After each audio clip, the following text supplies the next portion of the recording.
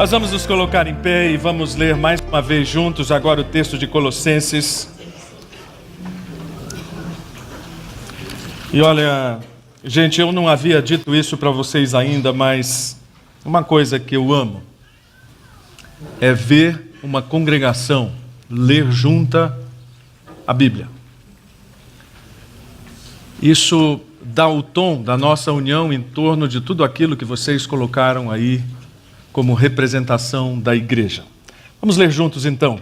O Filho é a imagem do Deus invisível e é supremo sobre toda a criação, pois por meio dele todas as coisas foram criadas, tanto nos céus como na terra, todas as coisas que podemos ver e as que não podemos, como os tronos, reinos, governantes e as autoridades do mundo invisível.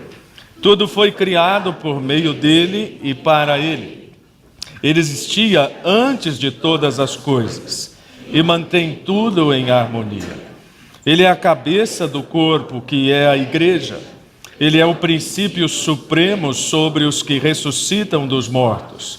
Portanto, ele é primeiro em tudo, pois foi do agrado do Pai que toda a plenitude habitasse no Filho, e por meio dele o Pai reconciliou consigo todas as coisas, por meio do sangue do Filho na cruz.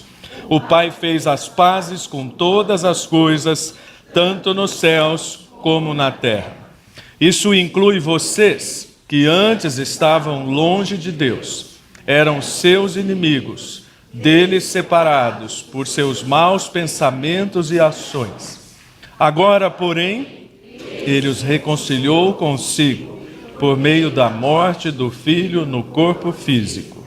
Como resultado, vocês podem se apresentar diante dele, santos, sem culpa e livres de qualquer acusação. É preciso, porém, que continuem a crer nessa verdade e nela permaneçam firmes. Não se afastem da esperança que receberam quando ouviram as boas novas que foram anunciadas em todo o mundo e que eu, Paulo, fui designado servo para proclamar. Oremos. Senhor, neste momento pedimos que o teu ensino nos dirija pelo Espírito à plena convicção de que o Senhor Jesus é o princípio de tudo e que Ele é Senhor da igreja. Em nome de Jesus. Amém. Vocês podem assentar-se.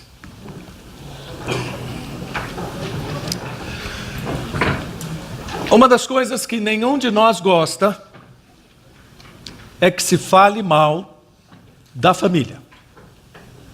Afinal de contas, falar mal da família é um privilégio exclusivamente nosso. Não é mesmo? Já ouvi várias pessoas dizendo isso. Não fale mal da minha família, só eu posso falar mal dela. Mas quando os outros falam, nós ficamos realmente enfurecidos. Por exemplo, vou dar uma dica: não fale mal de mim para minha esposa, ela fica muito brava. Ela costuma dizer, fale mal de mim, mas não fale mal dele. Isso é natural do ser humano. E olha, Paulo está iniciando este capítulo da carta aos Colossenses, depois das pessoas terem falado muito mal de Jesus. A gente pode dizer que ele estava bravo, sim. Que ele estava contrariado por causa de toda aquela heresia que ele estava recebendo, o relato que estava sendo ensinada e afetando aquela igreja. E especialmente uma heresia que diminuía a pessoa de Jesus. É por isso que esse primeiro capítulo ele é tão explosivo. Paulo está argumentando primeiramente que claro que o Senhor Jesus é o princípio de todas as coisas e que Ele é o Senhor da igreja, mas Ele faz isso de uma forma absolutamente, se fosse em questão de música a gente diria fortíssimo, com 5 Fs. E ele diz, olha, ele é a imagem do Deus invisível, ele é o primogênito da criação, ele é a origem da criação, ele é o agente da criação, ele é o propósito, ele é antes de tudo que foi criado, ele é o sustentador da criação, ele é o cabeça da igreja. Opa! Para aí. Porque de todo esse texto que nós lemos, eu quero me deter apenas no versículo 18. Ele é o cabeça da igreja. Essa é uma afirmação tão importante que deveria causar em nós uma profunda impressão a respeito da pessoa de Cristo e da sua preeminência. E não somente disso, mas da igreja. E é óbvio que as duas coisas estão interligadas. Se nós diminuímos a pessoa de Cristo, nós diminuímos a igreja. E como é fácil falar mal da igreja, você já percebeu? A experiência que eu tenho no ministério mostra que quando alguém chega na igreja falando mal de outra, sairá desta falando mal desta.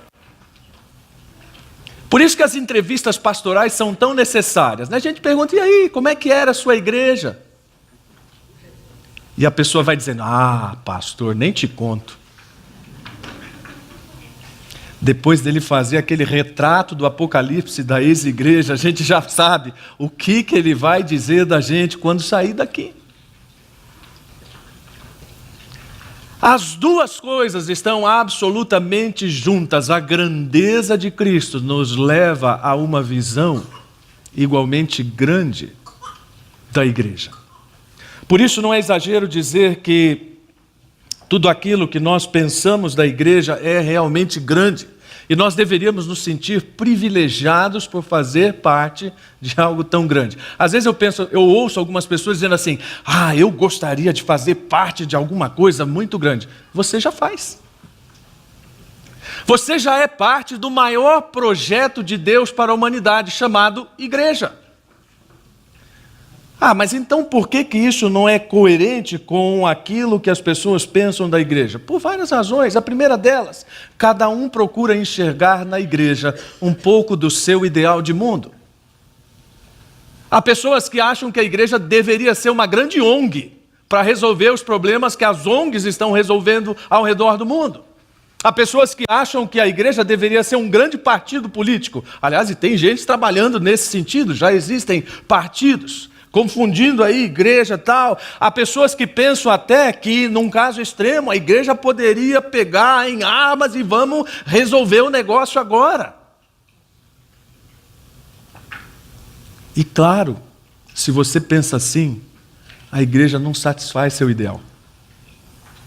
Porque ela não é partido, ela não é ONG, ela não vai resolver os problemas políticos do mundo, mas ela vai agir conforme a pessoa de Cristo. Nós precisamos ter em mente, gente, uma coisa que eu já falei anteriormente. Nós vivemos numa época que escandalosamente acha que é superior em tudo ao que já foi. E há um risco muito grande nesse pensamento, porque nós colocamos a igreja e Cristo e todas as coisas de valor eterno que já foram estabelecidas, como se elas estivessem nesse bolo da naftalina. Coisas que nós devemos colocar no fundo do baú e nunca mais pegar nelas, porque elas são do passado, de museu. Muita calma nessa hora. A grande verdade é que Deus está revelando Cristo como cabeça da igreja. E depois de pensarmos no que Deus está revelando, no que Deus está fazendo na sua vida, do que Deus está fazendo na sua família, chegou a hora de pensar do que Deus está fazendo pela igreja e na igreja. E nós somos parte disso. Parte desse projeto grandioso em que a própria percepção do que está em jogo promove em nós um senso de dedicação. Eu não sei se você já percebeu, tem coisas que eu espero que sejam percebidas para a gente não precisar falar.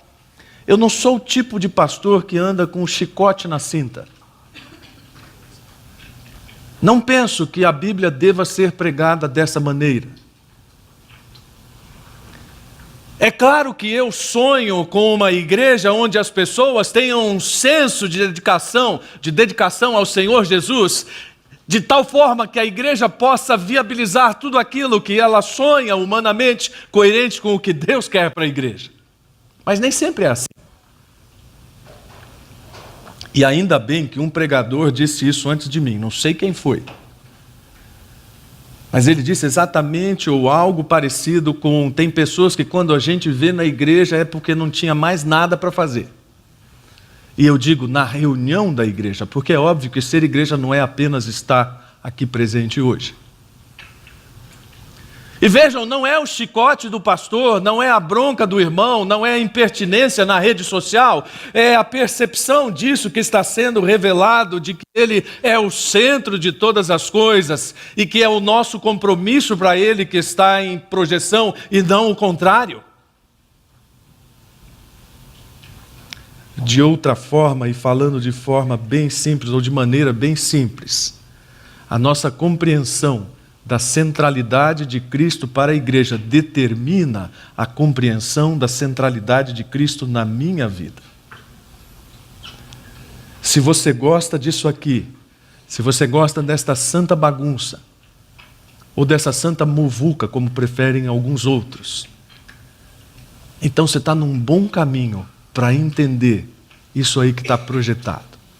Você está num bom caminho para entender tudo aquilo que Paulo está dizendo a partir deste versículo, nas entrelinhas ou fora delas, ou repetindo em outros textos, como por exemplo em Efésios capítulo 1, versículos 22 e 23, quando diz: Deus submeteu todas as coisas à autoridade de Cristo e o fez cabeça de tudo, para o bem da igreja. Vejam como é simples. Em nenhum momento a igreja é diminuída pelo Senhor Jesus, ou pelo apóstolo Paulo, ou claro, pelas Escrituras, muito pelo contrário. Ela é sempre sobrelevada, ela é sempre engrandecida, e a ideia de Paulo é trazer as pessoas ao entendimento disso, de tal forma que as suas vidas sejam a mais pura expressão. Uma coisa que eu gosto é quando as pessoas me reconhecem numa igreja. Ah, você é daquela igreja, não é mesmo? Isso é uma boa expressão de identidade. Claro, se for positiva. Porque tem gente que às vezes diz: aquele fulano é daquela igreja, né? Misericórdia, prefiro ser o que eu sou. E aí o testemunho é extremamente negativo. Mas quando nós nos voltamos para essa centralidade que eu dizia, nós então entendemos que Cristo é a fonte de autoridade e poder da igreja. Ele determina a direção. Se Cristo é Senhor da CB Moema, como eu disse no domingo passado, não haverá brigas de poder. Haverá tão somente pessoas liderando a comunidade, sendo lideradas por Cristo. Pastor Fernando Brandão foi bem enfático quando esteve aqui, né? Ninguém lidera nada. Quem lidera é Deus. Nós estamos a serviço dessa liderança. E todas aquelas pessoas que estão servindo a comunidade, auxiliando a comunidade nesse serviço, estão debaixo dessa autoridade e desse poder.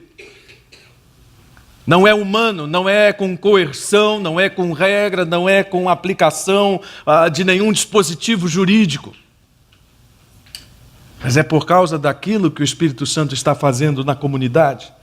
Quem compreende esta realidade entende também que dele emanam a vitalidade e a força.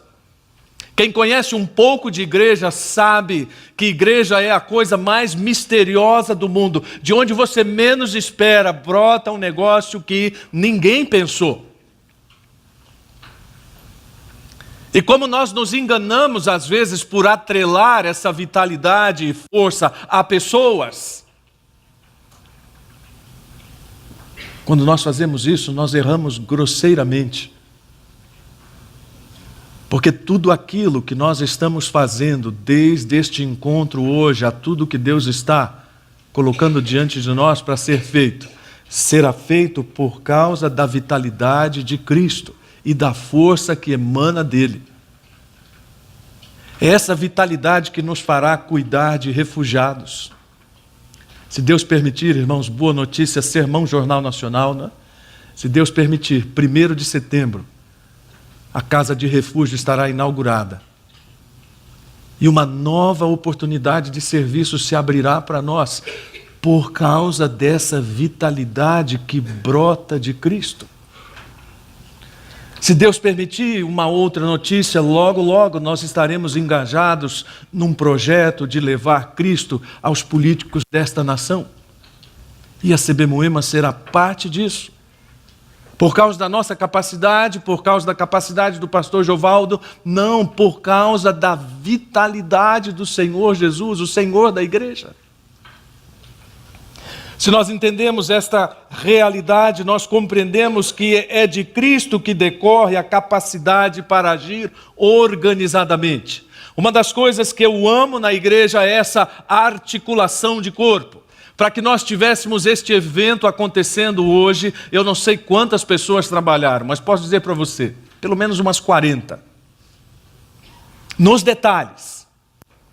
Desde a ordem de tudo que vai ser feito, até a parte musical, a parte de alimentos, não é, comandada pela Elaine. Enfim, tudo isso envolve uma série de pessoas que agem coordenadamente para que os propósitos de Cristo sejam veiculados. Philip Yancey e um médico chamado Paul Brand escreveram um livro sobre a metáfora do corpo em relação à igreja. Eu acho que os médicos vão gostar muito desse livro. Quem não é médico, claro, há sempre uma certa limitação. Mas algumas coisas são absolutamente compreensíveis. Por exemplo, Paul Brand diz que o cérebro é o centro de recepção e interpretação de todos os impulsos internos e externos. Então, quando o cérebro recebe todos esses estímulos pelos sentidos e os reinterpreta, está dirigindo todo o corpo para que ele funcione na forma mais organizada possível em resposta a esses estímulos. É gostoso pensar que nós somos esse cabeção de Deus, recebendo os impulsos de toda a ordem do mundo, interpretando-os e reinterpretando-os para responder ao mundo adequadamente com aquilo que nós sabemos fazer, que é transmitir a mensagem de fé, esperança e amor. E quase terminando, se nós compreendemos também aquela afirmação que foi projetada, e então nós vamos nos alegrar com aquilo que está em Colossenses 2,19. Quando Paulo diz que eles não estão ligados a Cristo, está falando de uma situação negativa na igreja, que é a cabeça do corpo, mas unidos a Ele, por meio de suas juntas e seus ligamentos, o corpo cresce à medida que é nutrido por Deus. Uma das coisas mais gostosas de presenciar é o crescimento de uma igreja. E claro que a igreja, como organismo, é cíclica. Há boas fases, há fases ruins, fases de crescimento, fases de estagnação. Mas tudo isso é pela ótica humana. O critério numérico, o critério da ocupação do espaço, não é o critério primário de Deus. Toda vez que Deus está falando sobre crescimento, Ele está falando sobre maturidade. E quando a igreja está crescendo, na verdade, o que Paulo quer dizer, a igreja está se tornando madura. Está adquirindo autonomia para agir segundo a cabeça de Cristo. Autonomia não no sentido de agir sozinha, mas autonomia no sentido de ter capacidade para discernir em função de como se deve agir. E olha, sinceramente, às vezes eu fico me perguntando quantos crentes efetivamente sabem o que é ser crentes quando a sua fé é colocada à prova. Uma grande tristeza é perceber que muita gente que se diz crente, na hora do enrosco, age como se não fosse. Alguns anos atrás atendi uma pessoa, não era membro da igreja que eu pastoreava, mas veio com uma tremenda crise de consciência conversar comigo, porque ele tinha pago propina para um guarda. Ele disse: pastor, eu pequei. Você pecou por quê, irmão? Porque eu saí com o carro sem documento. E o guarda me parou numa blitz e eu não podia ficar sem o carro. Fiquei naquele dilema, dou propina, não dou propina. Pensei, como é que eu vou fazer sem o carro? E dei propina. Na situação de desafio, agiu como qualquer outra pessoa agiria. Isso não é maturidade, isso não é crescimento. Nós podemos ter aqui 2.000 pessoas, 3.000 pessoas. Qual será o tamanho disso diante de Deus, em termos de maturidade? E para terminar, Paulo diz, ele é o princípio, o primogênito de entre os mortos, para em todas as coisas ter primazia. O primeiro a ressuscitar com um corpo incorruptível, tem o direito, vamos dizer assim, já que Paulo gosta de linguagem jurídica também, tem o direito de representar todo o corpo e de fazê-lo vitorioso por causa dessa primazia. Uma das figuras que eu gosto muito na história da teologia recente é Dietrich Bonhoeffer. Não estou dizendo que eu concordo com toda a teologia dele, mas há uma coisa na vida de Dietrich Bonhoeffer que é teologia pura. Ele foi uma das poucas pessoas que enxergou em Hitler tudo aquilo que Hitler era, realmente. Enquanto a igreja evangélica e a igreja católica se curvaram a tudo aquilo que Hitler queria e dizia, ele teve a coragem de dizer, isso não vem de Deus, isso não é bíblico. E essa igreja que ele está dizendo que é igreja, isso não é igreja. E ele morreu por isso. Eu li o testemunho de um dos colegas de prisão de Dietrich Bonhoeffer. E o testemunho daquele homem dizia, todos nós esperávamos que no último momento ele negasse tudo para manter-se vivo. Não foi o que ele fez. Até o último momento, ele continuou convicto da centralidade da pessoa de Cristo e de sua obra na vida da igreja. Um pouco dessa expressão está aqui hoje. Um pouco da prática dessa frase está aqui hoje. A chave para a comunidade cristã é aprender a deixar Cristo ser o mediador dos nossos relacionamentos. Todos os relacionamentos, viu, gente? Deixar Cristo ser o mediador dos nossos relacionamentos aqui como igreja, dos relacionamentos conjugais, dos relacionamentos entre pai e filho, onde houver relacionamento, que Cristo seja o mediador. Por quê?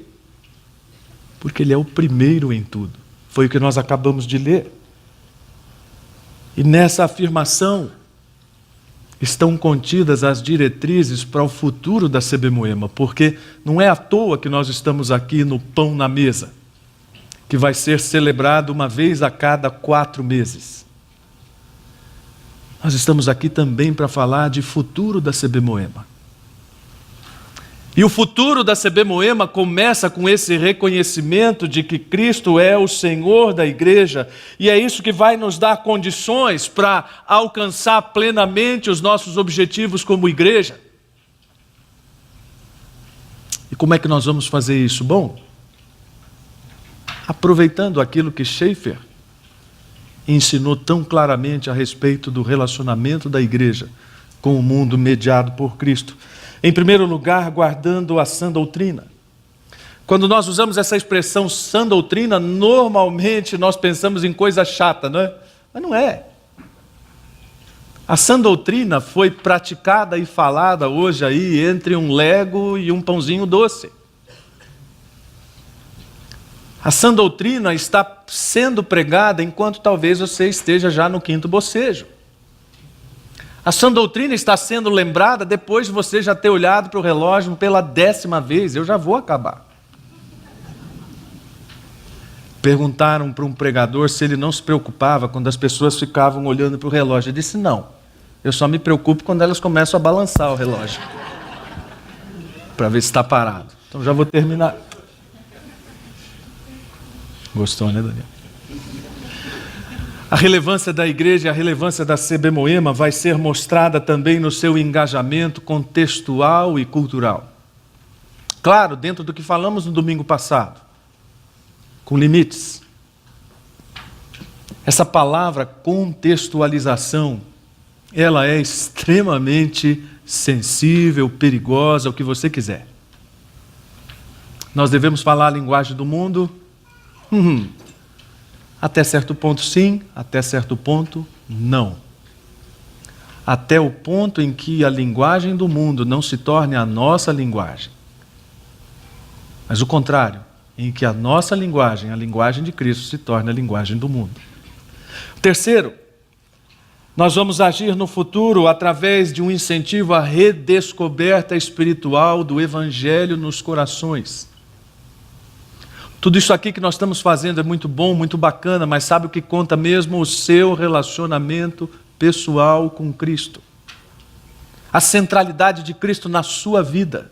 Isso aqui é a expressão maior, é um corolário, é um término, é uma conclusão de tudo aquilo que de bom aconteceu na semana, da sua percepção de Deus, que você vem trazer para cá e ofertar em celebração a Ele. Uma coisa sem a outra fica manca. E por último, uma comunidade cristã vital e extraordinária. Tem muita gente aqui hoje nos visitando, não é? Eu cumprimentei várias pessoas. Quem está nos visitando aqui hoje? Olha só, levante a sua mão, ok? Mais para esse lado, cumprimentei uma boa parte dessas pessoas. Será que elas estão vendo em nós, mesmo que rapidamente, mesmo que não vislumbre, essa comunidade cristã cheia de vida? Não precisa responder agora, tá? Responde depois, pessoal. Vai que, né? Eu quero que você abaixe a sua cabeça agora e você ore aí na sua mesa pela CB Moema, para que nós saibamos compreender a verdade deste texto, dando a Cristo a centralidade que Ele merece. Enquanto você vai orando, os músicos podem retomar os seus lugares aqui. E você pode fazer isso de uma forma bem clara. Coloque diante destes ou destas pessoas que estão com você aquilo que pulsa no seu coração em relação a CB Moema. Pode ser alguma coisa que ela não esteja fazendo, mas que você entende que ela pode fazer. Pode ser alguma coisa que você não esteja fazendo, mas que Deus esteja incomodando você para fazer. Pode ser alguma coisa que a liderança não esteja fazendo. Compartilhe em oração.